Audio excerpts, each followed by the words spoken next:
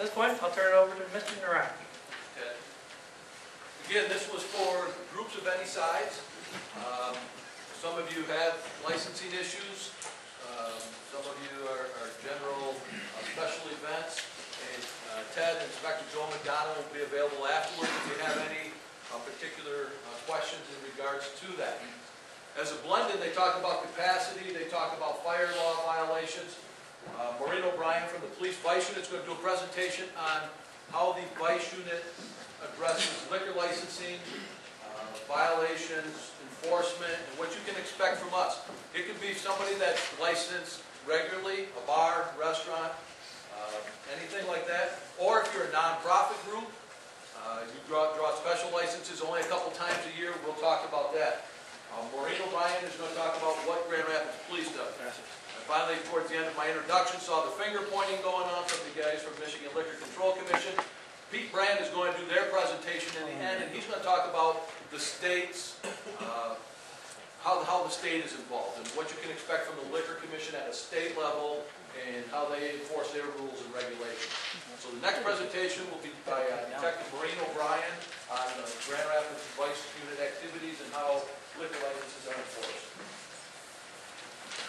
Good morning. If you guys have problems hearing me, I don't want to wear the funky earpiece. Michigan Liquor Control Commission has granted local law enforcement the authority to enforce all Michigan Control liquor license laws. So therefore, the City of Grand Rapids Police Department will investigate and enforce all city and state laws in the City of Grand Rapids. As part of that, we have a licensing process for different types, whether you're a Class C license, a resort, new SDMs, and SDD licenses. After you meet with the state of Michigan and get assigned an investigator, the paperwork will then come to the Grand Rapids Vice Unit, and generally it will come to me.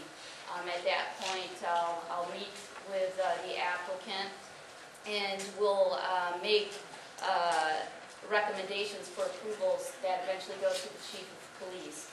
And as part of that whole process, we take in a couple steps that we do just to give you information is that we get approvals from the fire, zoning, building inspection services in either the Health or the Department of Agriculture.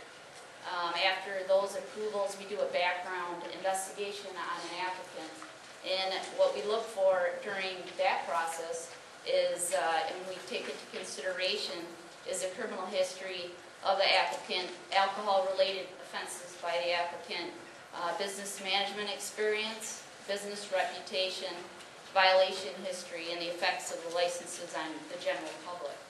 Now, if it's somebody who has an existing license and they're purchasing, we still will have you fill out a background investigation form so we can update to make sure there hasn't been any problems with the last location. But for example, criminal history, say you have something, an MIP back when you were 17, that's not going to be an issue. But what we're looking for is, does somebody have a pattern of OUILs as an applicant? We are going to take that into consideration. And also the community and neighborhood organizations will give us input if they have issues with that location, and we take that information into account as well. After that whole process of the approvals from the varying departments, as well as the background investigation, we then forward that to the clerk's office, and they'll explain what they do at that point. As part of being a licensee in the City of Grand Rapids, we've been tasked by the City Commission with renewing each license in the City of Grand Rapids. And that's what the hopes of and the change that have occurred with the last couple of years is that we will be actively reviewing for different problems, issues that arise at the location, and that everybody's complying with the MLCC rules and regulations. Also different that comes across the Vice Unit are special licenses, the 24-hour permits that are pulled. You get approximately, I believe it's up to 12 a year for those, and that as a nonprofit, all the profits derived from the sale of alcoholic liquor goes to that nonprofit organization. And it is a state-required application that also requires our approval. And you can either download those 24-hour permit applications off the MOCC website, or you can contact us and we can provide you with a packet. Because in addition to what the state requires, we have you fill out a vice unit form. And basically it entails contact information, the dates and times of the event, where it's going to be held. If it's an outdoor event, we're going to require an outdoor diagram. And you'll meet with myself or somebody else from our unit and discuss what the event entails. And then in addition, we require that you go to the health department to get approval. And they'll go over what, if you're going to have beverages or food at your event, they'll explain what you need to do to safely do that, and they'll sign off on the application and give you a handwritten form, which is something that we collect with our packet. Also, outdoor events, special permit for an outdoor event, whether you're an existing application, also comes through the police department for approval. And you can either download those off the MLCC website, or again, you can contact us and we can provide you with a copy of that application.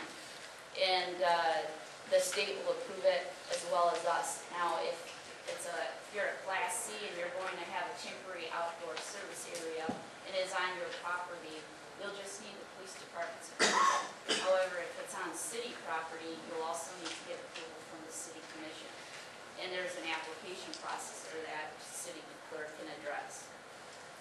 And during these outdoors events, what we're going to be asking from you is different security and perimeter considerations. And during that diagram that you're going to complete for us, we're going to go out where the entry and exit points are, what type of mechanisms you have in place for security, and that there's certain specifications, whether it has to be a 4-foot fenced-in area around this outdoor area. So those are some of the things that we'll be asking of you when you contact us. During one of our tasks we enforce is police decoy operations in the city of Grand Rapids. Each establishment in the city will be at least checked one time a year, whether it be through a decoy operation or through a liquor license inspection. What we're hoping to see during these liquor license inspections and through the decoy operation is that you have these signs up for your employees, and they're provided by the state, and if you need some, you can also obtain those for you. So just for an example, you're going to want to have those up. Now, the city of Grand Rapids, with our police decoy operations, there's no trickery. We send in a decoy, generally 18 to 19 years old. Okay, we do not have them lie, and they have a valid license, so the establishments know there's no trickery. We're sending them in there just to see if they're complying. And during this process, if there is a violation, the clerk is cited with a civil infraction, which is generally going right now $150 fine. If it is a non-police decoy operation, the clerk is cited with a misdemeanor. And outside of the police decoy operations, we also follow up on different minors who have been caught drinking, and we follow up on investigations where they have been provided that alcohol, and follow up to see which establishments are providing alcohol to decoys.